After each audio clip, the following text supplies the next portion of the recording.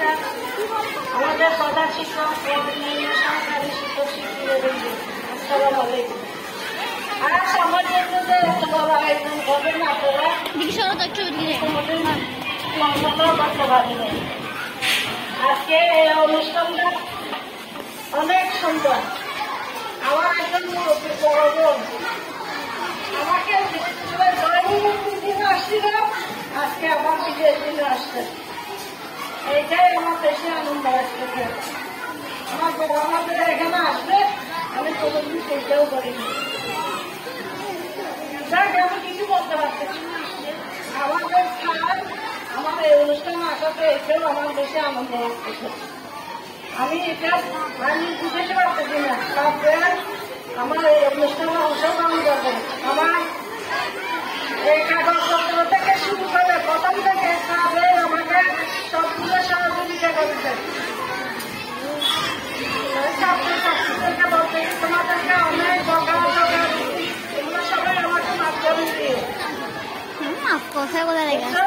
ভালোভাবে লেখাপড়া করিও, আমার কথা মনে রাখিও, আমি যেন সুস্থ থাকি।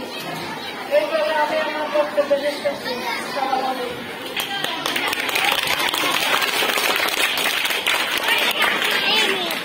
এখন বক্তব্য রাখছেন আমাদের আজকের অনুষ্ঠানের প্রধান অতিথি, আমাদের সম্মানিত সহকারী থানা শিক্ষক সোহেল রাহান রাশেদ স্যার। আমি সম্মানিত প্রধান অতিথিকে ওনার মূল্যবান বক্তব্য রাখার জন্য বিনীতভাবে অনুরোধ জানাচ্ছি।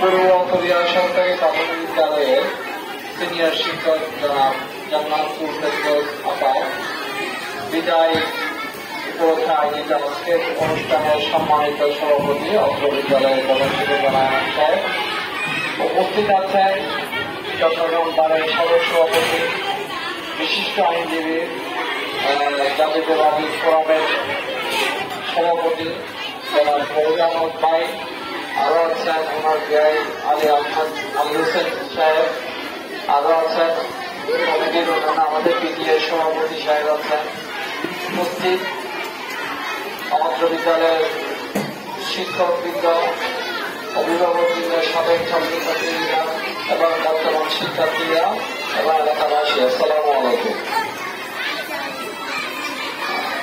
আমি এই অনুষ্ঠানে না আসলে বুঝতাম না যে জান্নাতুল আপা ফেরদৌসী আপা এত বেশি জনপ্রিয়। আমি দেখলাম যে শিক্ষার্থীদের প্রত্যেকের কাছে কোনো না কোনো দিন ফুল এবং এলাকাবাসী বলল যে সকাল থেকে প্রায় 100 জন মাসের মাস্টার বাড়ি থেকে অভিভাবকরা মারা আসছে ওনার সাথে দেখা করার জন্য। আসলে একজন শিক্ষক ওনার আমি জানছি যে ওনার 34 বছর এই স্কুলে 1990 সালে আসছে। ওনার কর্মজীবন আরো বেশি। 90 সালে আসার পরে আজকে প্রায় 34 বছর উনি এই স্কুলে আছেন। তো ওনার যে শিক্ষার্থীরা প্রথম এরা আজকে এখন অনেক বড় হয়ে গেছে, অনেক ওনার শিক্ষার্থীরা ডাক্তার ইঞ্জিনিয়ার আছে, আরো অনেক জায়গায় গেছেন।